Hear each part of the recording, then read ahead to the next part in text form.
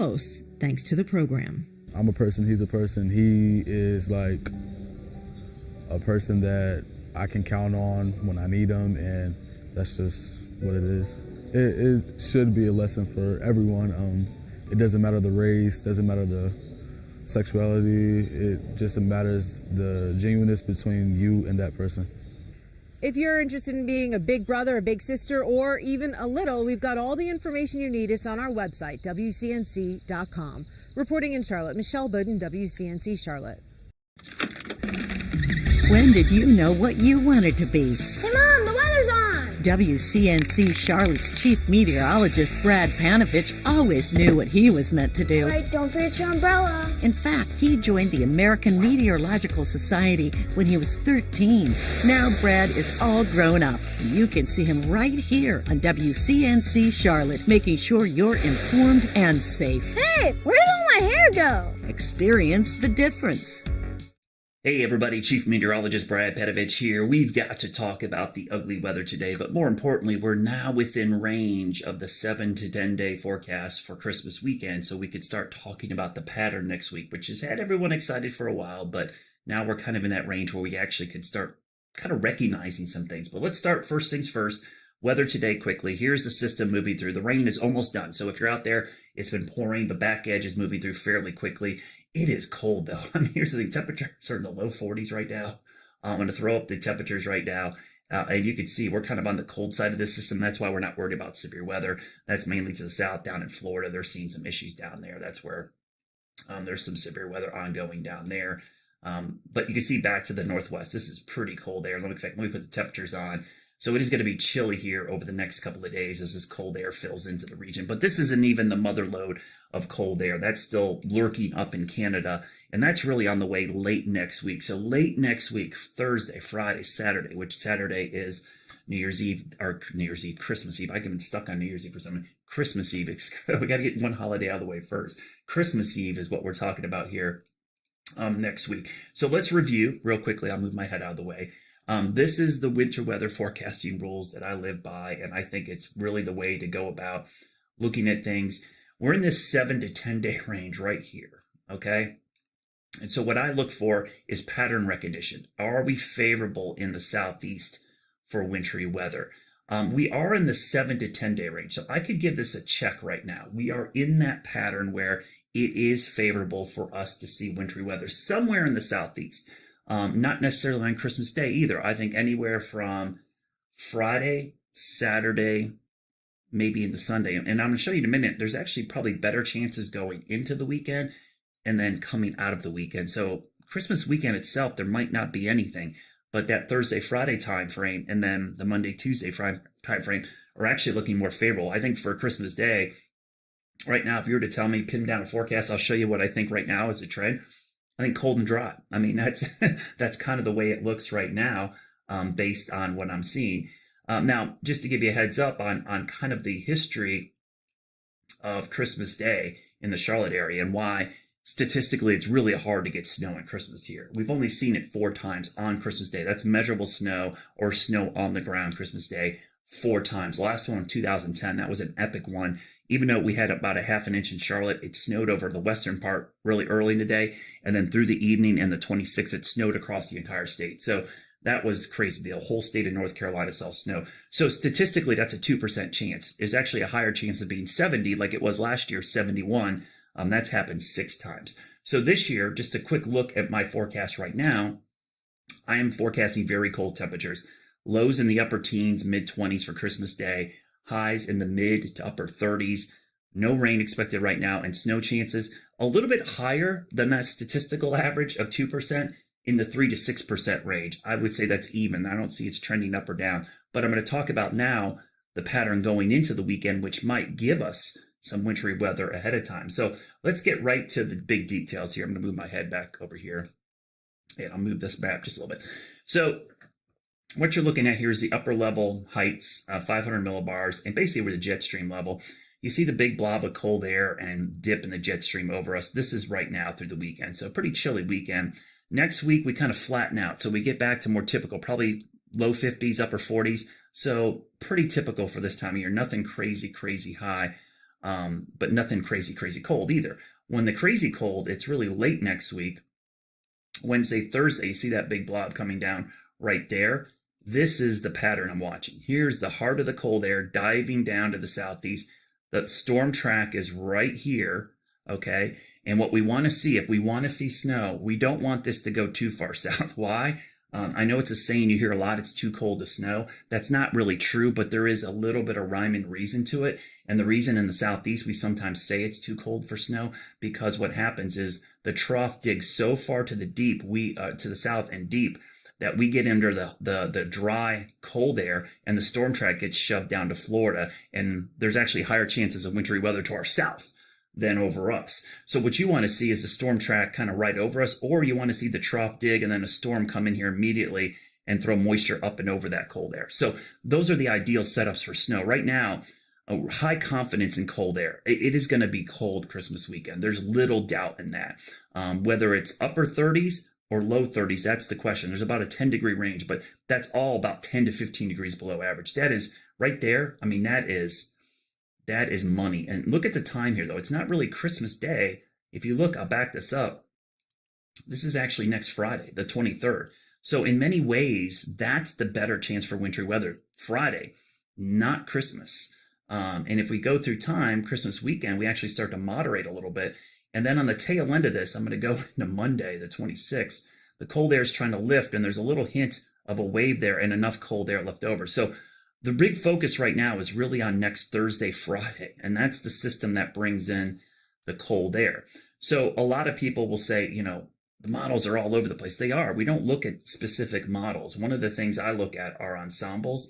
And just to give you a quick update on the temperature. So these are the departure from average, just to show you the temperatures. You see the blob of air moving down, and it's really cold. This is Thursday, Friday into Saturday. So, these are below average temperatures. That dark purple there, you're getting up close to 20 degrees below average. Our average high is about 55. So that's like 34, 35 for a high. And that means morning lows in the teens and 20s. So it's cold. So a lot of times you hear people post, and it's been happening for the last week, single model runs. Remember, the models run every 6 hours, the global models of the deterministic run. But we also run these things called ensembles, which the European model, this is what you're looking at here. This is 51 versions of the ensemble of the European model. And this is for snow for Charlotte. And you could see next Thursday, Friday, the 23rd, there is a signal. There's 1, 2, 3, 4, 5, 6, 7, 8, 9, 10, 11, 12, 13, 14, 15, 16, 17 of the 51 has some snow. So that's something to keep an eye on. A double digit it's not crazy high. The mean is only a half an inch, so it's not crazy, but that's a signal. That is definitely next Friday is definitely on the European ensembles looking interesting.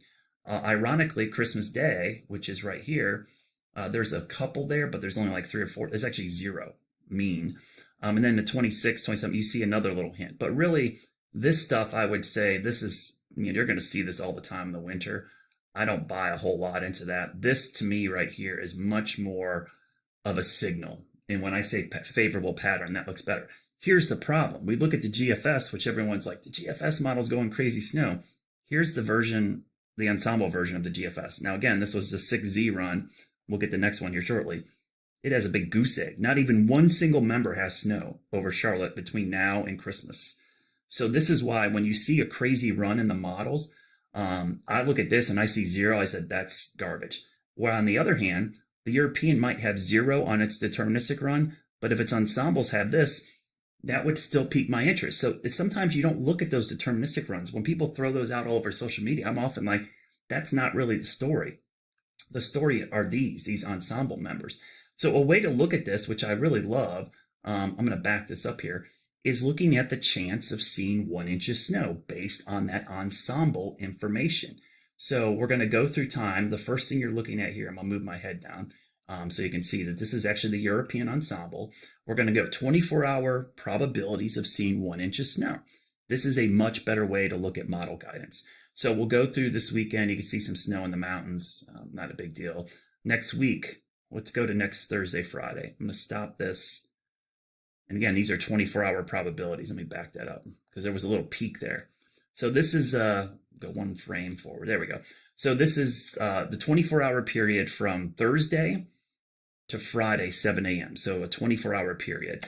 The probability of seeing 1 inch in Charlotte's about 20%, 25% in Hickory, 22%. So that's why that's significant. That's something to keep an eye on. What's ironic is everyone wants snow for Christmas. Let's go to Christmas Day, 24-hour period ending on Christmas morning. It's 0. So if we're going to have a white Christmas, it's not because snow's going to be falling on Christmas. It's going to have to be something left on the ground from Thursday or Friday. And then on the backside, I said, there's a little system to keep an eye on. Nothing crazy high, but some lower numbers. But nothing jumps off the chart right there, right? So this is a good way to look. The probabilities of 1 inch, that's next Thursday to Friday. Okay, so that's the European ensemble. Well, we can look at the same guidance for the GFS, which has gone crazy, obviously, with the snow today. But let's look at the same time frame. It's not quite as bullish, and that's why you're seeing a lot of the ensembles. It's about 13%. So again, we're 8 days out from this, 8 days out, and you're looking at maybe a 15 to 20% chance of seeing 1 inch. It's a pretty low chance. Let's just say if I was planning a golf outing next Thursday, Friday, and it was the summer and there was a 20% chance of rain, I probably would not be making a lot of changes to my plan. And probably you wouldn't either. For some reason, people freak out over snow. But I just want to be totally transparent with you.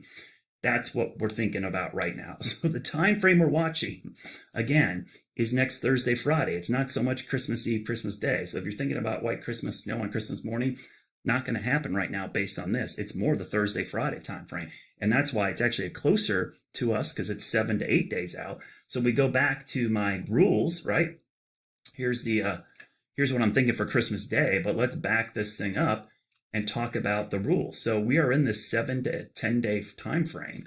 And so right now, as I said earlier, I do think we are favorable for wintry weather next Thursday, Friday. So what's going to happen over the next couple of days, we'll get in the 5 to 7 day range. Is this trending up? Is it trending down? We're on the trend watch right now, trending up or down. 3 to 5 days out, we're getting closer to next week. Are we going to see snow, sleet, or ice?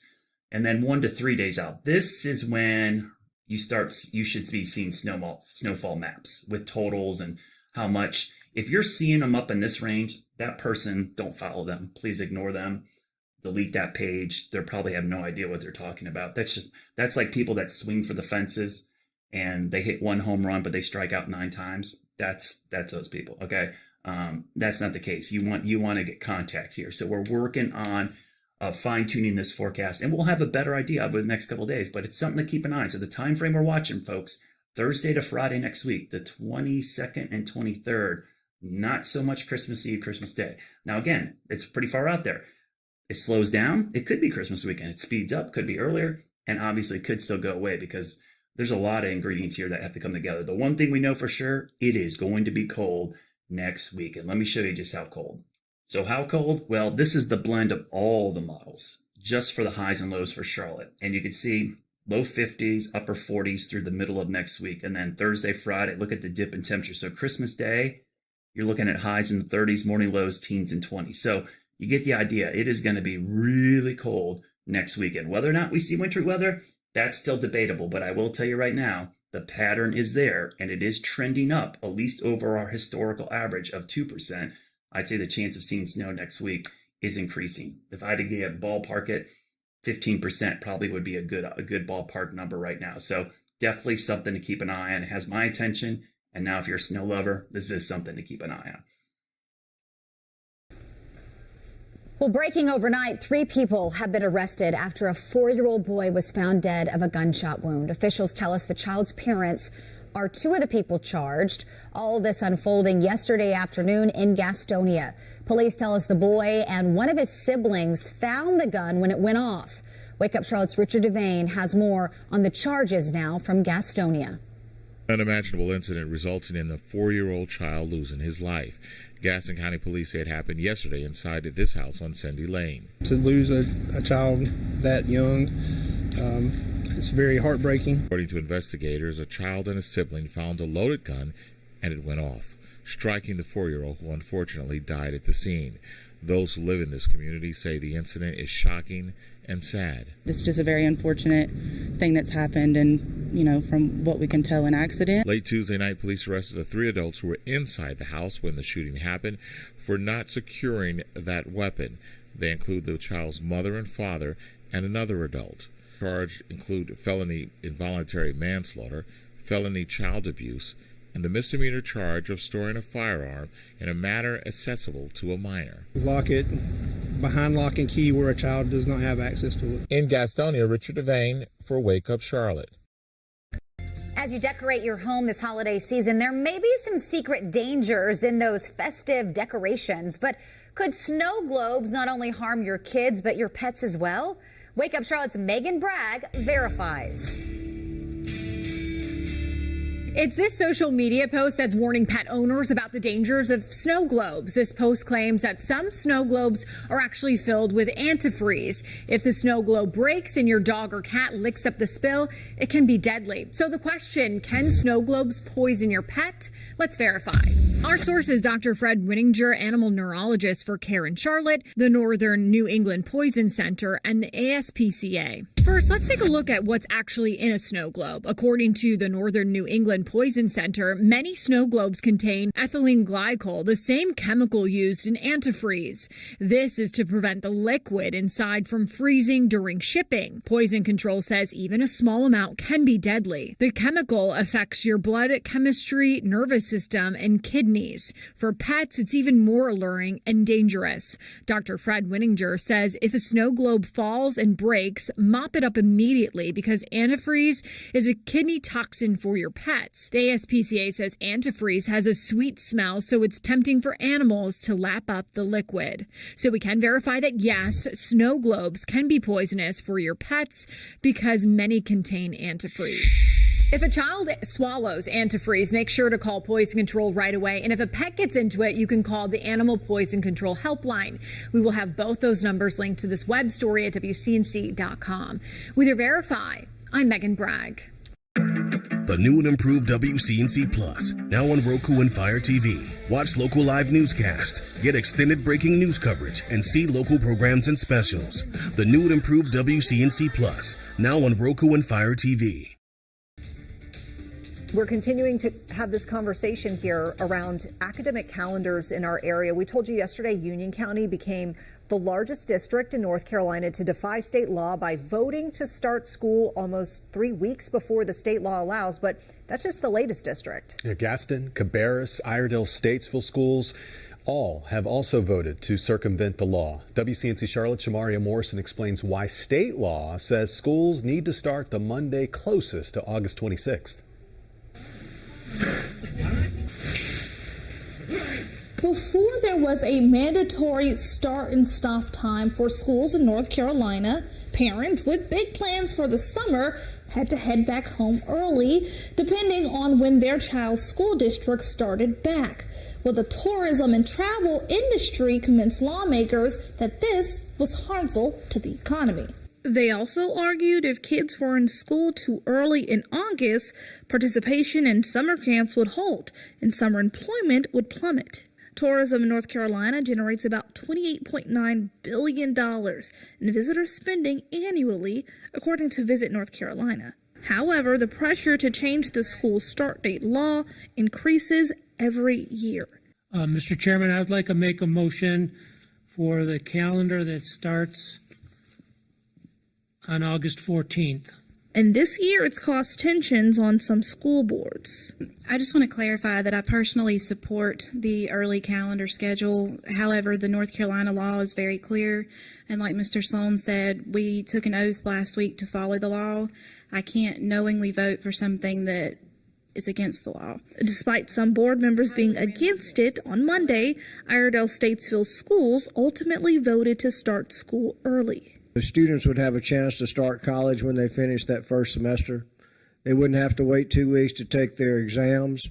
They'll now join 3 other districts in our area who have made this decision as well.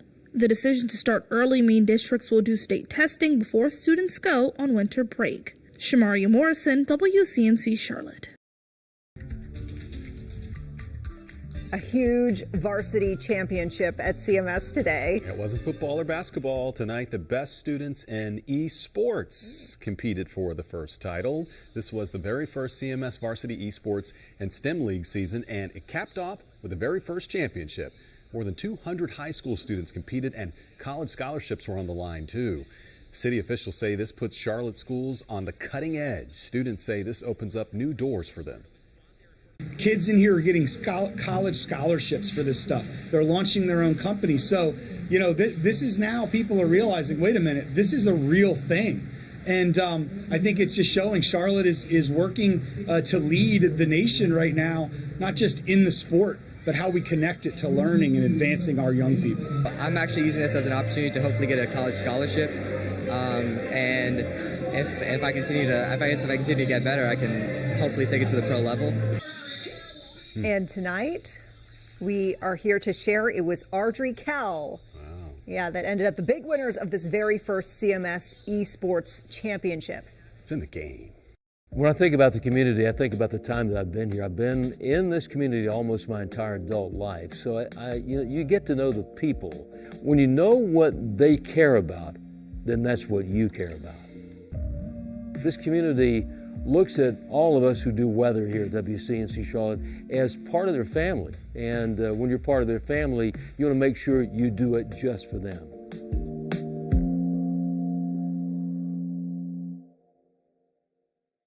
Condolences pouring in right now for the family and friends of Stephen Voss, who America knew as Twitch. The longtime DJ on Ellen DeGeneres' talk show died by suicide. Twitch joined the Ellen DeGeneres show in 2014 and stayed until its end earlier this year. His wife, Allison, describing her late husband as someone who lit up every room he stepped into, also calling him the backbone of their family. He was just 40 years old. R.I.P. Twitch, by the way, has been trending on social media all day. Ellen DeGeneres posting this picture, adding to the condolences, saying Twitch was pure love and light. He was my family, and I loved him with all my heart. Questlove with The Roots on The Tonight Show starring Jimmy Fallon posting a long tribute saying, every day is a winding road and you just may never know who is on the edge. Now we know stories like these can often weigh heavily on those who are struggling with mental health issues. So we'll remind you, if you are facing issues like these, please reach out to the National Suicide Hotline. That number is 988. You do not have to go this alone. There's a new locally owned vodka hitting the shelves at ABC stores across our area, but the road to getting Red Rose vodka approved for sale wasn't an easy one. The creator is one of the few black female liquor brand owners in the state. She spoke to WCNC Charlotte's Brianna Harper to show us where's the money in this growing business. What began as a bartending job as a means to make it through law school soon enough sparked a business idea for 31-year-old Taylor Red. And I learned about the different liquors and the different brands. And one day I was like, I wonder if I can own my own brands. I wonder if I can create something that women actually enjoy. With help from a third-party distillery, Red worked to find the perfect liquor balance that was sweet but not too sugary. We just sat down, we tasted multiple flavors, and I decided on the strawberry lemon first because it stood out to me the most, so I know it will stand out to my audience. And from there, Red Rose Vodka was born. It's one of more than 3,300 special order products currently available in North Carolina. But ultimately, getting to sell your liquor in ABC stores takes several steps. It's a very long process. You have to go through the government to get federal permits, and then all 50 states are different. Yet finally, years later, it's here. And it's been selling tremendously. I'm getting messages left and right like, hey, they sold out at this store. Where else can I go? Right now, Red Rose Vodka is available at ABC stores all across Mecklenburg and Wake counties. But the ultimate goal is to make it inside bars and restaurants, too. Mixing into more avenues with the chance at even more money. I just surpassed, 40 grand in investments. There's so little of us. And if I wasn't as persistent as I was, I don't know how I would keep pushing through the barriers. The next step, Red hopes to create a new flavor of vodka and then eventually open her own black female-led distillery here in Charlotte. And with every goal she attains, there's always a new one to reach for. I own a liquor. Like, it almost makes you feel like you are P. Diddy. Like, I own a whole brand. And it's just really exciting. Brianna Harper, WCNC, Charlotte. Where's the money? WCNC Charlotte. Where's the Money really is about leveling the playing field. It's about helping others and breaking down barriers. We don't want our viewers to be taken advantage of, so we're here to help. See the difference. We see ourselves as a resource for the community. A lot of times when people get to us, they've tried all kinds of other alternatives. They've knocked on doors that haven't been answered, or they go to places where there aren't doors. We create openings for them, and that's what we do with Where's the Money. Hey everybody, Chief Meteorologist Brad Petovich here. We've got to talk about the ugly weather today, but more importantly, we're now within range of the 7 to 10 day forecast for Christmas weekend, so we could start talking about the pattern next week, which has had everyone excited for a while, but now we're kind of in that range where we actually could start kind of recognizing some things. But let's start first things first. Weather today quickly. Here's the system moving through. The rain is almost done. So if you're out there, it's been pouring. The back edge is moving through fairly quickly. It is cold though. I mean, here's the thing. Temperatures are in the low 40s right now. I'm going to throw up the temperatures right now. And you can see we're kind of on the cold side of this system. That's why we're not worried about severe weather. That's mainly to the south down in Florida. They're seeing some issues down there. That's where there's some severe weather ongoing down there. But you can see back to the northwest. This is pretty cold there. Let me put the temperatures on. So it is going to be chilly here over the next couple of days as this cold air fills into the region. But this isn't even the mother lode of cold air. That's still lurking up in Canada. And that's really on the way late next week. So late next week, Thursday, Friday, Saturday, which Saturday is New Year's Eve, Christmas Eve. I've been stuck on New Year's Eve for some Christmas Eve. We got to get one holiday out of the way first. Christmas Eve is what we're talking about here next week. So let's review real quickly. I'll move my head out of the way. This is the winter weather forecasting rules that I live by, and I think it's really the way to go about looking at things. We're in this 7 to 10 day range right here, okay? And so what I look for is pattern recognition. Are we favorable in the southeast for wintry weather? We are in the 7 to 10 day range, so I could give this a check right now. We are in that pattern where it is favorable for us to see wintry weather somewhere in the southeast.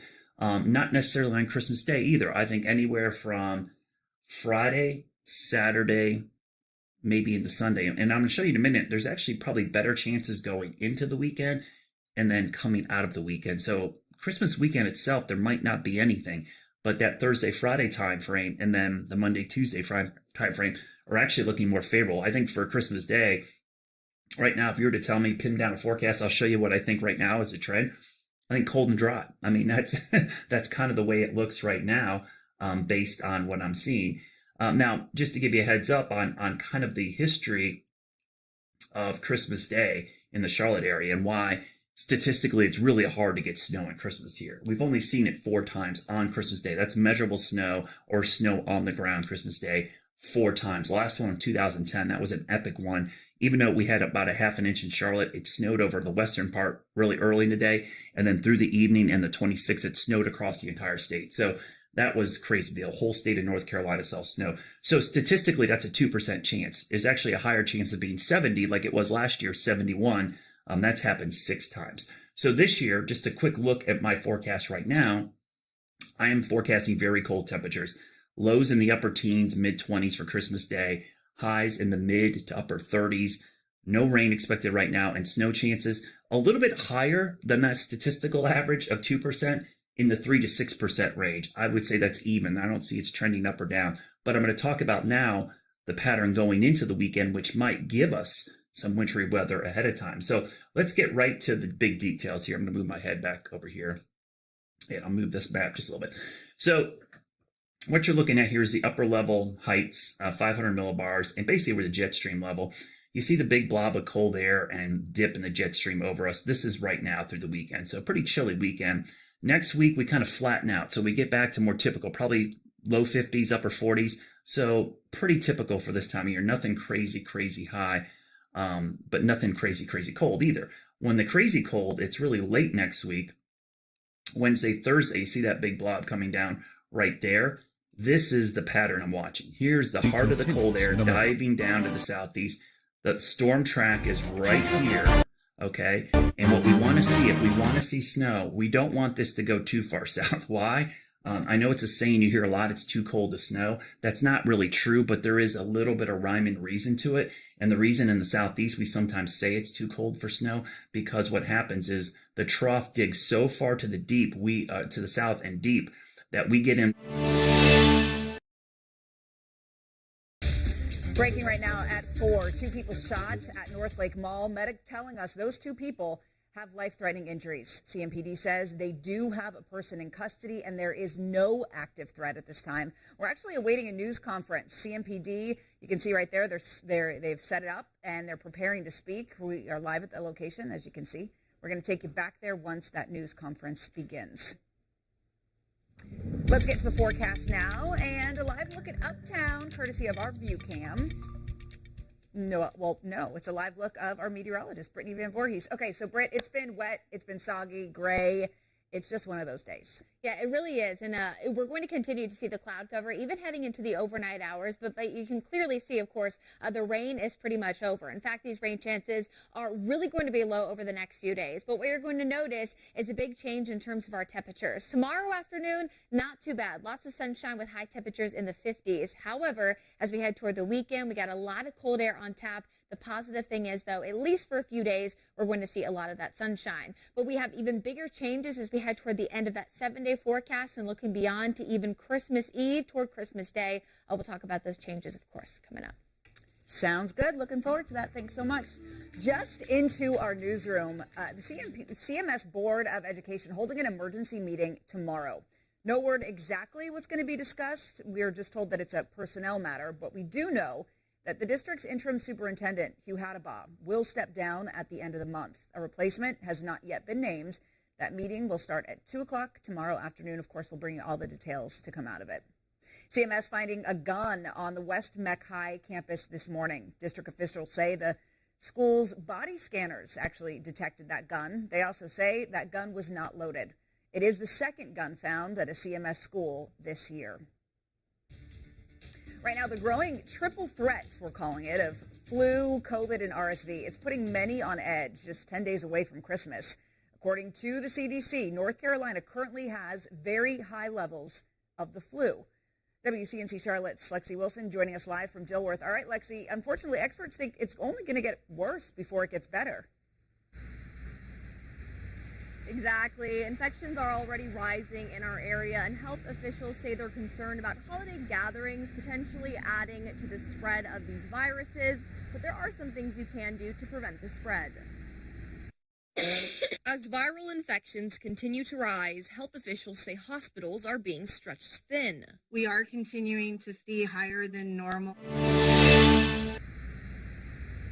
Exactly. Infections are already rising in our area, and health officials say they're concerned about holiday gatherings potentially adding to the spread of these viruses, but there are some things you can do to prevent the spread. As viral infections continue to rise, health officials say hospitals are being stretched thin. We are continuing to see higher than normal visit volumes and demand across the board. State data shows nearly 3,000 people have tested positive for the flu in the first week of December alone. In addition, more than 11,000 COVID cases were reported during the same week.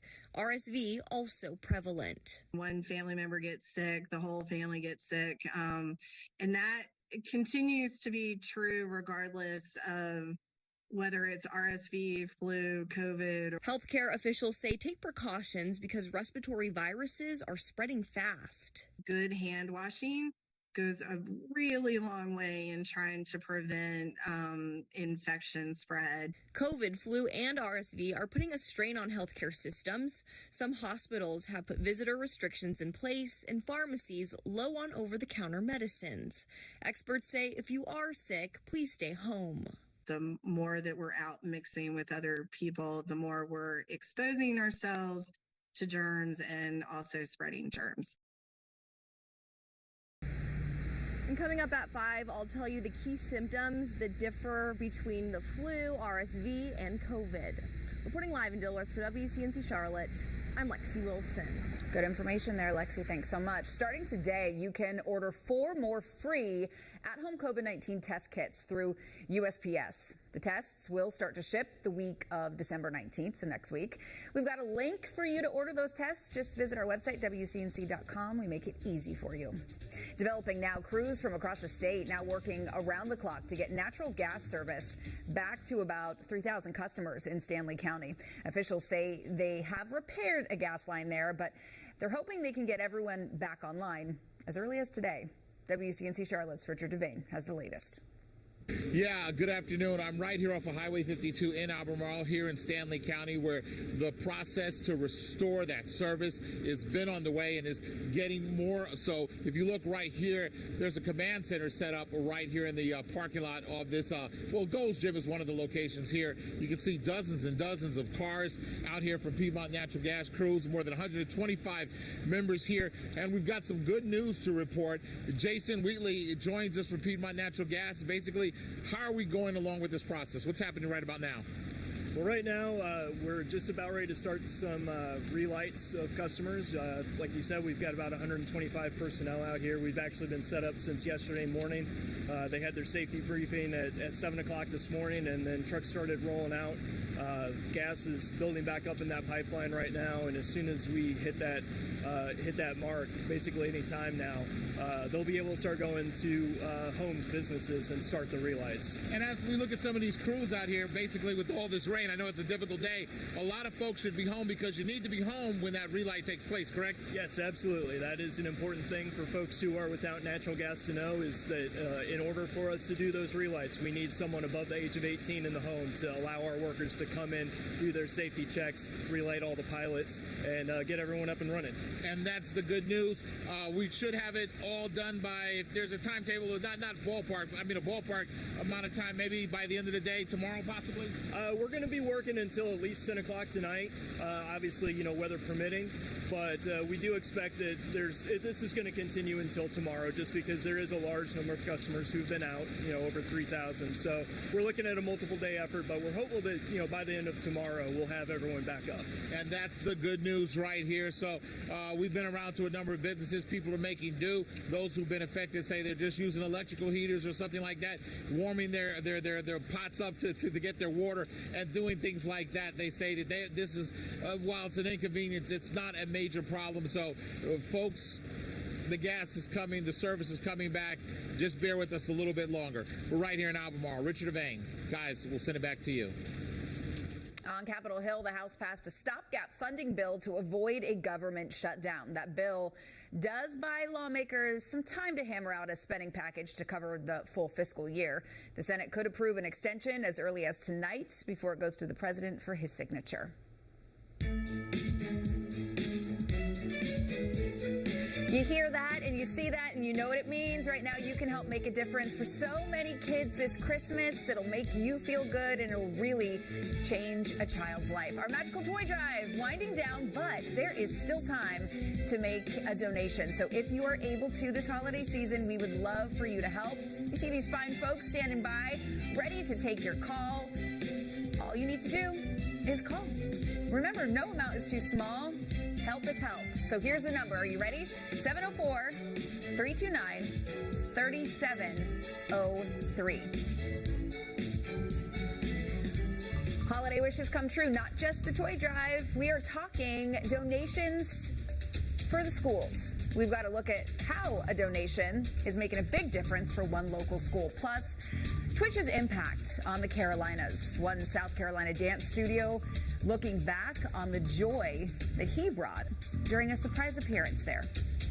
And how's this to get you in the holiday spirit? Temperatures are about to turn a lot colder. In fact, as we look closer to Christmas, we could be talking about temperatures significantly lower than average for this time of year. We'll take a look at those forecast trends and a closer look at whether or not winter weather could be in the forecast next week. That's coming up.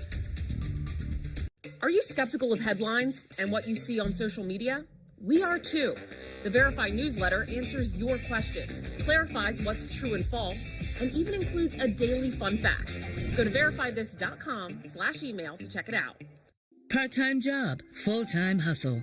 all-time hero to all of us. You nurture, we listen. You teach, we thrive. You lift our spirits, but we've got to lay down the truth. It's time for you, our Shiro, to stretch for the stars. A free online chat can give you the personalized tips you need to start boosting your retirement savings today. Start saving more for retirement so you can feel prepared and live your life to the fullest. Visit aceyourretirement.org. Some fans gear up for game day, but some fans follow their team every day. They dream up that sweet team victory at night and chug it down with their morning cup. This team has one of the brightest futures of any. They are locked on their team and can't get enough. To all you super fans, we feel you. That's why we give you Locked On podcasts, to give real fans out there just what you like. Locked On, your team every day. I'm never gonna let you go. Never gonna let you go. Babe, I'm never gonna let you go. No, no, never. Here you go. Thank you. Thank you. Never gonna let you go.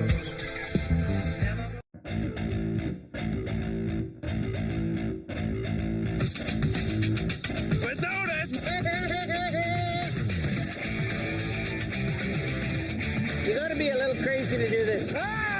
We're making history. It's all. Welcome aboard, man.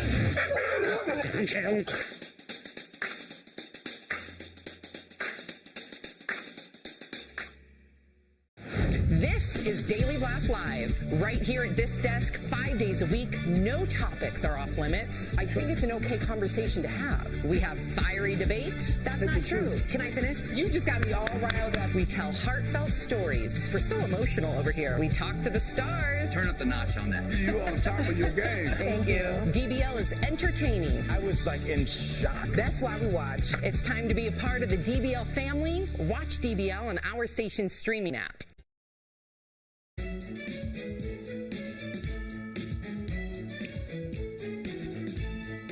It is the home stretch of our magical toy drive. There is still time left to help put a smile on a child's face for the holidays. You can give a cash donation or a new toy.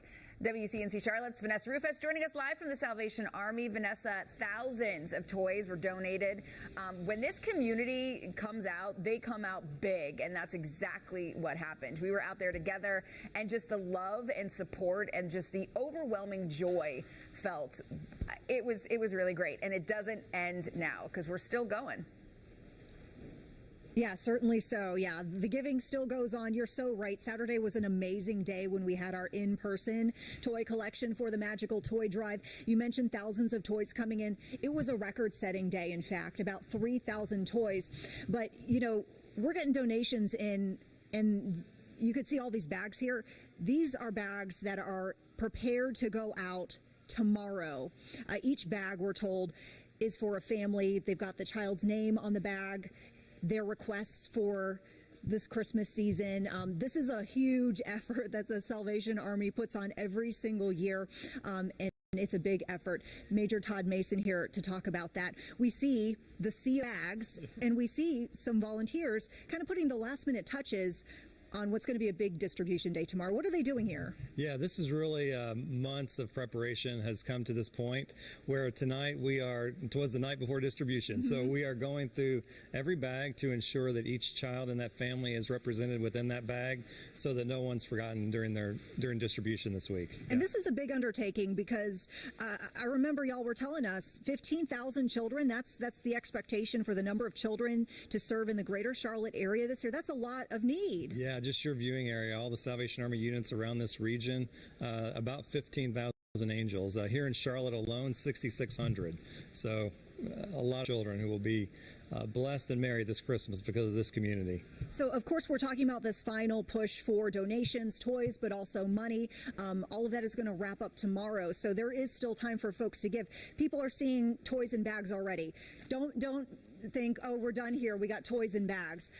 If folks come in with some last minute toys or just some donations online or by the phone bank. Where is that going? That's so helpful, and it goes to the Christmas program, because what we're also doing today is ensuring that there were no forgotten angels. So if an angel went out and it for some reason wasn't returned, we're now filling those bags tonight so that the child will have something. And this would also go toward emergency situations. So if there's a theft in a household, or if there is a situation that requires the parent to have that need, we would want to be prepared on the last minute. So still a lot to do, but we're almost there. A lot of hard work. We appreciate all you do for the community, and we appreciate everyone at home who has helped so far. Like we mentioned, the giving not done, the need is still there. So go ahead and either call in, go to our website, wcnc.com/toys. And Carolyn, you mentioned the Saturday drop-off event that we had. Coming up in about a half hour, we're going to show you where all those toys went and what those are going to be used for. I love it. And I love to see just what this community can do when we come together. It's really great. Vanessa, thanks. And yes, Vanessa said it, but listen, got to repeat it. It's important. You still have time to help us make a difference.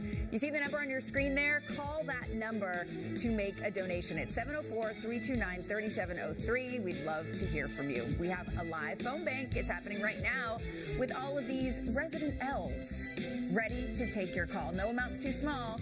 Again, the number 704-329-3703. Let's talk forecast. And listen, Brittany, nothing can make a gloomy day bright like a phone bank and giving. It makes you feel so good. Yeah, it really does, especially for a great, great cause. And I have some even better news, right? If you're trying to donate later on today into tomorrow too, our last day, is that the weather's going to get a little bit better. I know a lot of folks are excited about this. The last 2 days, especially cold and gloomy, right? We had areas of rain and heavy rain at times this morning. Now just some leftover drizzle in a few spots. Not raining right now from our Kannapolis live cam, but still seeing some of that moisture kind of accumulated on the camera. That's because it's still pretty humid out and about, and you'll see a little bit of drizzle here over the next few hours until most of this clears out overnight into your Friday. In fact, you can kind of see where the low pressure system is now. A lot of that warm air that we had this morning were areas down toward Rockingham near Sherrall were really, really warm, while the Charlotte Metro was in the upper 40s. That front now heading away from us, and that's why the severe weather threat all staying over on the East Coast. We've been on the cold side of this system for days, and that's why we weren't concerned about it. But the clouds, they're sticking around at least for the next few hours. So if you have late Thursday plans, just know it's still going to be cloudy, it's still going to be chilly, and it's still going to be, of course, on the cooler side. So overnight lows will fall to around the mid-30s, probably not getting to that freezing mark yet. And the reason being is cloud cover lingering overnight into Friday morning. Clouds, we know, act like a blanket at night, keeping us nice and warm, whereas during the day, it can create some issues, right, with trying to warm up. Now, that won't be a problem tomorrow, but what I do want folks to watch out for tomorrow, especially for areas south of Charlotte, is some patchy to locally dense fog trying to develop, just because the front won't have fully pushed through all the way. And that's going to be, again, especially a threat there for areas along and south there of the Charlotte Metro. But overall, Friday looks a lot better than we have the past few days. Now, it's still going to be on the cooler side, as temperatures will only reach the 50s, but we'll have the sunshine too. So a 53-degree day where it's cloudy and you got that little bit of a breeze, it can feel at least 5 degrees colder. But when you have sunshine, again, it can have the opposite effect. It can feel even warmer outside. So I would say Friday is going to feel much more seasonable for this time of year, what we're actually supposed to feel like. Now, after a strong cold front rolls through, it oftentimes takes some time for that cold air to really dig down deep coming in from Canada. So you're really not going to notice the significant drop in temperatures probably until closer to the weekend. So of course we know it's Thursday, still got some time. Saturday morning will start off right around freezing, so a little bit colder than tomorrow morning. But look at Sunday. We'll be in the upper 20s with daytime highs only reaching the 40s. This is going to be very notable, right, for folks who are going to be out and about, especially in the afternoon. Panthers back at home on Sunday, taking on the Steelers. So if you're going to be at that game, especially if you have seats in the shade, you got to make sure you are bundled up because it is going to be a chilly day. Now, if you're on the visitor side and you do have sunshine for your seats, of course, game kicks off at 1 o'clock. You are going to be feeling a little bit warmer. And then we know in that long range forecast, we're going to get a lot colder, but there's also a chance there that we could see even a little bit of wintry precipitation as we wrap up that 7-day forecast. Guy Roofing 7-day, you can kind of see that colder air coming in on Thursday. There are still a lot of parameters to kind of get situated and kind of get mixed out. Right now, there's a better chance for areas north of the I-480 corridor, but we're going to be watching this risk there very, very closely. Again, that's going to be Thursday and into Friday. Hard right to give you a look at all of the model data here. So you can head over to Brad Panovich's Facebook page, and he has a little bit better information on that, which of course we'll be talking about throughout the show. 15-minute weather blog there. You can also find that on our website, WCNC.com. Brittany, thanks so much. Still ahead, remembering that you are not alone. That is the message so many are trying to get across tonight after the sudden death of Stephen Twitch Boss. We'll be right back. We're making history. Welcome aboard, man. You got to be a little crazy to do this.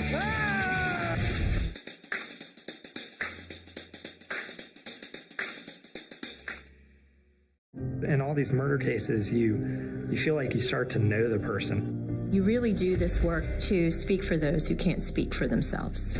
Real victims. She didn't deserve this. Real crimes. This was a homicide. And real justice. My gut was telling me that this was the person. Now it all makes sense, and boom, we got him. There's only one destination. To stream your fascination. True Crime Network. Download the free app. I'm never gonna let you go. Never gonna let you go. Babe, I'm never gonna let you go. No, no, never. Here you go. Thank you. Thank you. Never gonna let you go. Got a new house.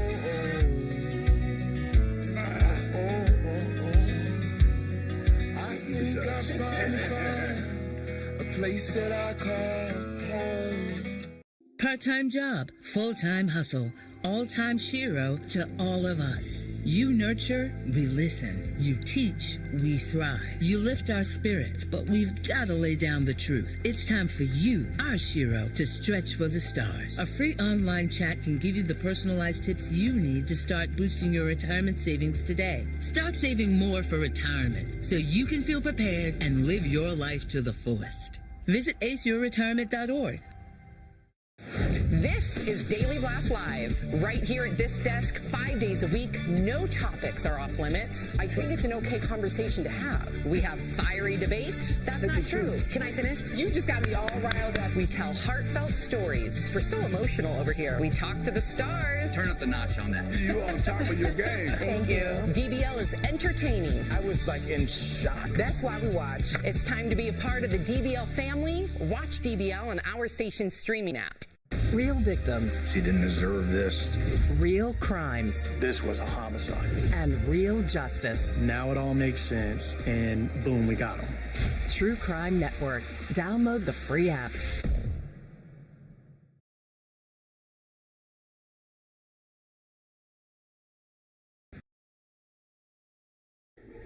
Right now, we are continuing to remember Stephen Twitch Boss, the dancer and longtime Ellen Show DJ who died by suicide. His death hitting home for so many across the country, as well as here in the Carolinas, including with our very own Coach Lamont. He shared his thoughts on Twitch's passing and really mental health as a whole. He wrote on Instagram a lengthy post, a detailed and very thoughtful post. And it says in part, let's not make a story out of the most important story. This 40-year-old man, father, husband, son, uncle, dancer, entertainer is gone. Gone because the mask and pain became too unbearable. He goes on to say, check on your friends and your family. Coach has openly discussed his own mental health challenges and hopes that we can all open up to have those potentially life-saving conversations. You know, even when I had the conversation, I don't think I was done with the conversation. Okay. Because I was still walking through a lot of the patterns of still walking through my healing process and still going through it. It's still happening. Twitch's death also hitting home for a South Carolina dance studio touched by his kind spirit. Reporter Rachel Ripp has more.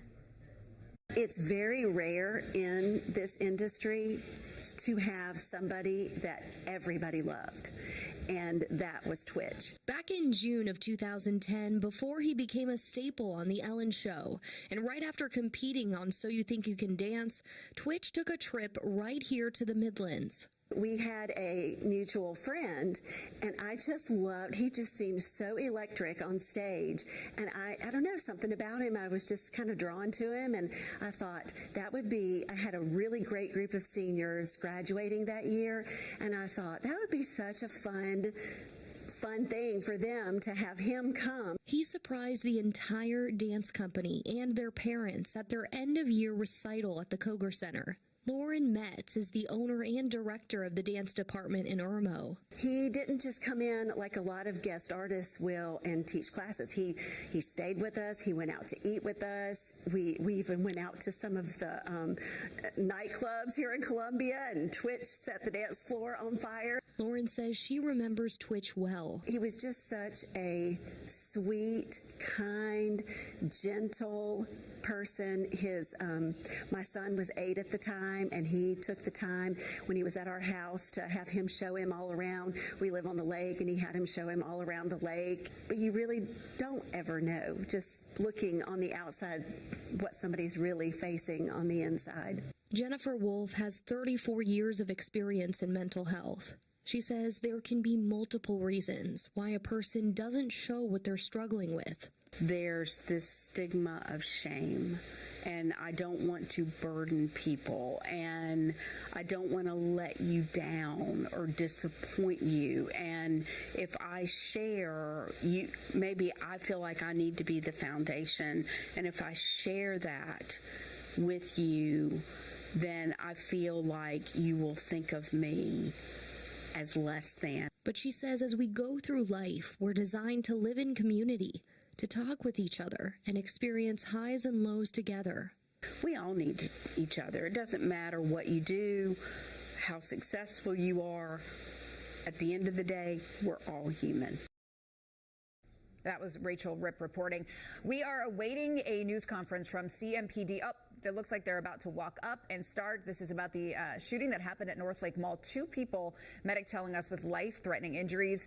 It looks like they're doing a test right now to make sure the microphones work. Appreciate your All right, they're starting. Let's take a listen in. We were getting a scene stabilized. Just before 3 p.m. this afternoon, 911 started related to shots fired at Northlake Mall. At that time, we did have a patrol officer from North Division who was conducting foot patrol inside the mall, works closely with mall security and mall management. He was receiving some calls related to some fights inside the mall. One of them was at the incident location, which is right outside of where Dick's Sporting Goods used to be. That tenant's no longer there, but it's at another retailer right there near that location. That officer, while he was responding, encountered an individual. That individual was believed to be related to the incident location. That officer attempted to detain that individual there.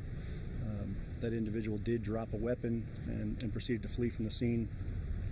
The officer pursued that individual and he surrendered right outside the mall. So we were able to successfully de-escalate that situation and peacefully take that individual into custody. What appears to have happened at the beginning is one of our victims was inside the store. Suspect comes inside the store. They have some type of verbal exchange. That verbal exchange escalates into a physical exchange. The suspect then does produce a firearm, discharge that firearm several times, striking the individual that he was fighting with. We had one other individual who was unrelated to that physical confrontation, who was inside the store, who was also struck by gunfire. Medical attention was immediately provided to that victim on scene. Both victims were transported to the local trauma center. The individual who was in the confrontation with the suspect did sustain life-threatening injury and is currently being worked on at the trauma center. The other individual, who is a unrelated party inside the store, sustained a non-life-threatening injury, but they too were transported to the trauma center. Once the officers were able to secure the identified suspects, we're certainly working with mall security, checking video immediately. We were able to make the determination that that was the only suspect that we were looking for related to the incident. Officers then began conducting a safety sweep through the mall to ensure that there were no other injured victims. This is protocol for some of the mall patrons. They do secure themselves in place, and so we're working with the mall to ensure that timely notification was made that it was safe for the patrons and for the mall staff to reopen their doors. So as I said, we are still processing our scene. We're still working through our video evidence. We're still speaking to witnesses who are on the scene, but we have a suspect in custody, and we are not looking for any other individuals at this time. I'll take your questions. Was the mall evacuated? The mall staff decided while we were stabilizing the scene to ask patrons to leave the mall. As far as the mall reopening, allowing people back in their hours, that determination will be made by Northlake Mall. I spoke to their management. I know that their communication staff will be putting out a release, but from the CMPD standpoint, we have no safety threat at this time, but they will make that independent determination. Was there any kind of panic by crowds? Did they hear the shots fired? I mean, was there Well, I think it'd be a natural human reaction when you hear gunfire to be concerned and to evacuate. So, again, we had an officer who was working on patrol in the mall, and mall security staff directing people who were looking to exit to safely exit the mall. You said that, could you kind of go back to after you talked about an officer encountering someone in a gun drop? So were the officers responding to the shooting or causing a fight? So the officer received a call for a fight in the area, heard the gunshots go off, was responding to the gunshots at that location. So he was in close proximity, was not in direct visual contact with the incident location, but had received a fight call at that location, heard the gunfire, and was responding to the gunfire. And the two people arguing, did they know each other, or are you listening? We're still working through that, and part of our investigation. I can't verify that either way. Do you know the name of the store that they were in? I don't, sir. The mall would have to verify that information, What sir. location was it? In your Dillard's, Macy's? Was it? Well, as I said earlier in my release, ma'am, if you know where the old Dick's Sporting Goods was, it's just inside the mall from... Near the candy store and popcorn or something. I can't verify. I just know it's just inside the mall, Major, ma'am. we got Christmas coming up like next week, and there's a shooting inside a mall. An innocent bystander was struck by a bullet. What is your... You've been listening to CMPD give an update on the shooting that happened at Northlake Mall just before 3 o'clock this afternoon. We know 2 people shot. The updates let us know also that 1 person has life-threatening injuries, another person taken to the emergency room as well with gunshot wounds. Northlake Mall issuing a statement. I'm going to read it, so this is going to be raw. It's on the fly, saying that the shooter has been detained. CMPD did confirm that, and that the mall will remain closed for the rest of the day. They're saying they're working with local authorities to better understand exactly what happened. But at this point, we know 1 suspect is in custody. CMPD saying there is no threat at this time. We do know, though, 2 people shot, 1 person with life-threatening injuries. We're going to continue to follow this and bring you updates as we get them. Coming up, our Verify team looking into the common Christmas decorations that could be harmful for your pets. We'll be right back. To be held accountable. There's been several any safety measures y'all may be readjusting to, or anything you're looking at to kind of curb this kind of incident?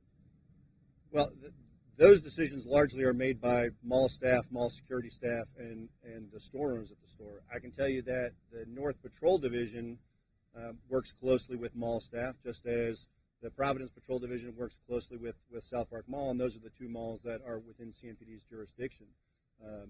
We keep in mind major events they have at the mall. We keep in mind increased traffic during holiday times. We have increased presence with patrols outside. Our officers conduct foot patrols inside the mall and work closely with mall security staff. But the security plan for the mall is dictated by the mall. Just as with any of our major venues during holiday times, we try and increase our presence there and ensure that the public knows that we care about people's safety and that we are visibly accessible if anybody needs us when we're out at a major venue. Major, how far was the officer on foot patrol when he heard the shots? How far away was he? I couldn't give you a linear distance, sir. He was not within visual observation, but he was close enough that he heard the shots with his own ears. Can you give like a number of how many people patrolling inside the mall? I mean, that varies from time to time, sir. So, Maybe at a particular time. well, at that time there was one mall there was one officer inside the mall who was conducting foot patrol, in addition to the security officers that are employed by Northlake Mall. Was he on duty or is he off? No, he's an on-duty officer. They do employ off-duty CMPD officers sometimes, but the officer who was there conducting the patrol was an on-duty North Division officer who was conducting a foot patrol.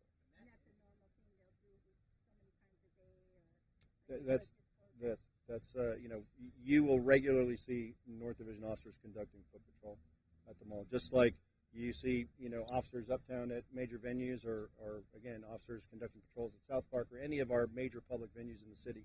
It's not uncommon to see officers on foot patrol there.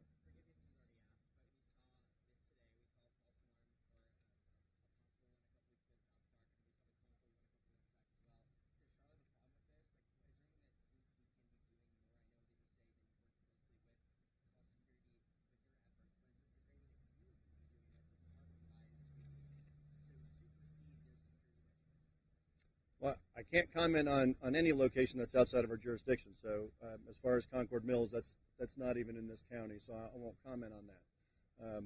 But we work closely with Northlake. We work closely with South Park Mall because those are the two malls that are located within Charlotte. We can't supersede their plan because they're a corporate entity and they make their own determinations in relation to security, just as their tenants do. What we do is work in cooperation and collaboration with them to try and make sure that we know what each intends to do, that they know what our security plan is, that they're aware of the additional capabilities that we have. So you'll see different postures out here at different times. So you may see an increase in vehicle patrol. You may see bike patrol. You may see increased foot patrol inside. You may see some of our sky towers deployed at the mall, just as you see them all over locations in Charlotte. So it's not a matter of superseding them. It's a matter of working in cooperation so that we're not hindering each other's efforts, but that everything we do enhances the security for the public when they come to the mall. That innocent bystander, was that a shopper or a store employee? I can't verify that person's relationship at this time. But I can tell you that that individual was not involved in the physical confrontation.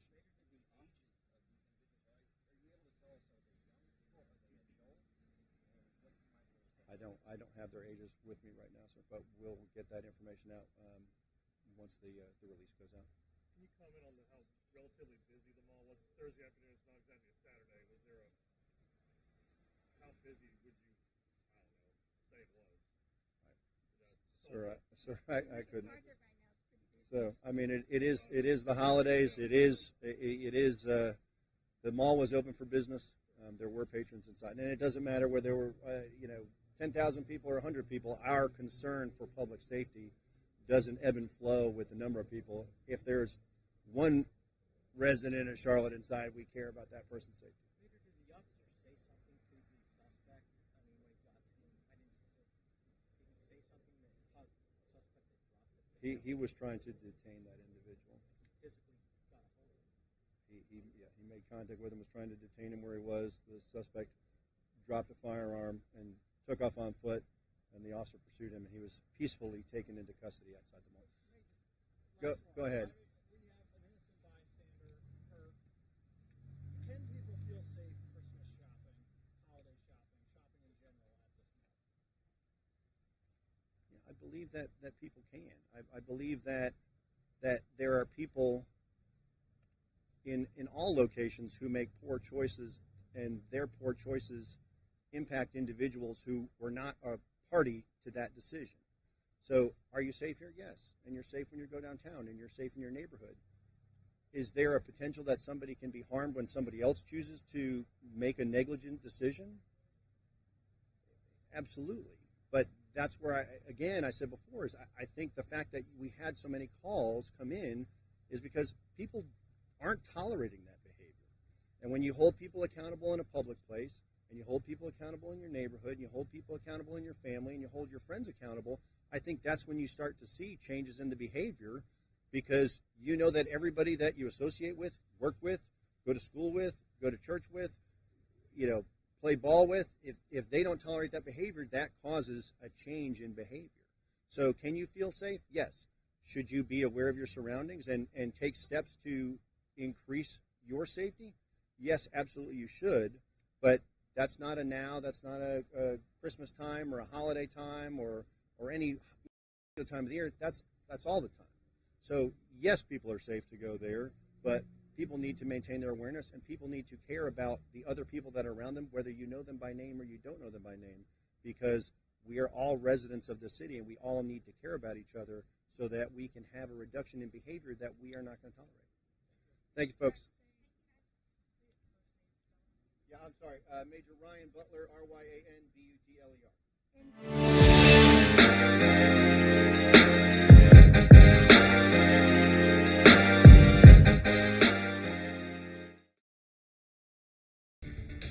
TSA officials say Charlotte-Douglas has hit a record high for firearms found at security checkpoints.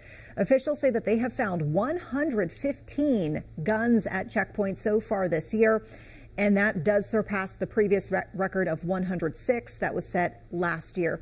TSA advising folks with guns to check their bags. Please double check your bags for prohibited items, including firearms. Make sure that if you want to travel with a firearm, that you pack it the right way. Bringing it to the security checkpoints the absolute wrong way. An important reminder, too, you can face misdemeanor charges for bringing a gun through airport security. And of course, this development comes as officials are preparing for a busy Christmas travel season. Airport officials giving an update less than an hour ago. And WCNC Charlotte's Jane Monreal is at Charlotte-Douglas with what you need to know if you are taking to the skies. After a momentary lull following Thanksgiving, we are about to hit a last holiday wave of travelers towards the end of the year. And you may have noticed gas prices are also coming down just in time for that last-minute dash to Grandma's house in 2022. According to AAA, 3.3 million North Carolinians will be traveling at least 50 miles from home from December 23rd until after the new year. That's 134,000 more holiday travelers than last year, a new record high in the state since before the pandemic. Air travel in North Carolina is up 14% from last year. We saw over 800,000 passengers that actually passed through the airport during the period that started November 17th and ended November 28th. So overall for us, that represented about a 2% increase for the month of November. Drivers are seeing relief at the pump. Gas prices down nationwide for the last 5 weeks, according to fuel finding app GasBuddy.com. That's what we're seeing in Charlotte as well. Average gas prices, in fact, just on the cusp of falling below an average of $3. Average in the Charlotte metro area right now, about $3.03. That's down 8 cents from last week. But I would think that the average price, which at $3.03 today, could drop maybe another 10 or 15 cents a gallon. There is the possibility that eventually the price decreases will slow down, and that's something that could happen shortly after the new year or earlier. That could fuel some last-minute getaways, but according to a spokesperson from AAA, the auto club group in the Carolinas says, quote, what we often see instead is consumers reallocating the added savings, spending more in hotels, shopping, and dining out. North Carolina DOT says if you plan to hit the road, it's better to travel early and travel at non-peak times. Also, you want to avoid traveling when you're drowsy, so travel when you're usually awake and take plenty of rest. There are several rest areas in our state, and avoid distracted driving. Well, coming up at 5, we'll take a look at the airline industry as it looks forward to 2023 and tries to get out of that multi-billion-dollar hole due to the pandemic. In Charlotte-Douglas Airport, Jane Monreal, WCNC Charlotte. So far this year, 1.5 million pounds of litter and road debris has been picked up along the streets of Mecklenburg County. That's more than this time last year. A viewer sent us a question about trash along I-485 where new express lanes are going in. So whose responsibility is it to clean up this stretch of road? Wake Up Charlotte's Megan Bragg verifies. It was this lengthy email from viewer Douglas S. questioning why trash continues to pile up along I-485 near the I-77 interchange around Pineville.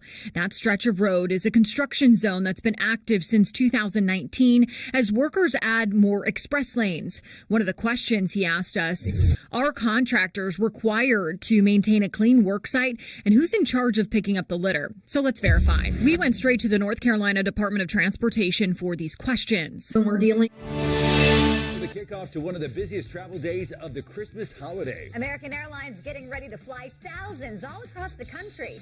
Ahead, the changes at the airport as you take to the skies. See the difference on Wake Up Charlotte.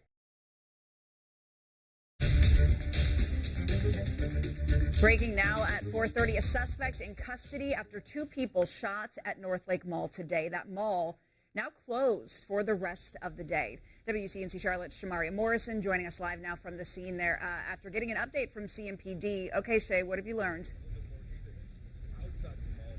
Well, what we do know is this is what's happened as per CMPD. There were two people who got into an altercation, a fight. CMPD says it was a physical one, and that's when shots were fired by one person. And the shots that were fired, it injured two people. One was someone who was actually in that physical fight. Another was just an innocent bystander. Each of them did go to the hospital. And they also told us about how they got the suspect. So what happened was there was an officer already there who was on foot patrol. There had already been some fights in the area, and he was responding to something of that sort. He actually was close enough, the officer at least, to actually hear the gunshots, but not close enough to see them. That suspect was eventually detained. We were told that an officer made contact with the suspect. The suspect dropped the gun, tried to run, but the officer did eventually detain the suspect. As you have already said, the mall is closed for now, but CMPD says all in all they have a suspect in custody, and everyone should continue to feel safe Christmas shopping as this was an isolated event. Live in North Charlotte, Shamaria Morrison, WCNC Charlotte. Well, of course, we're going to start to see some sunshine come through the clouds over the next few days, but it does come with a little bit of cold weather in the forecast too. Plus, lots of talk on social media about the fact that we could see some wintry weather in the Carolinas next week. We'll take a closer look at what we're watching coming up.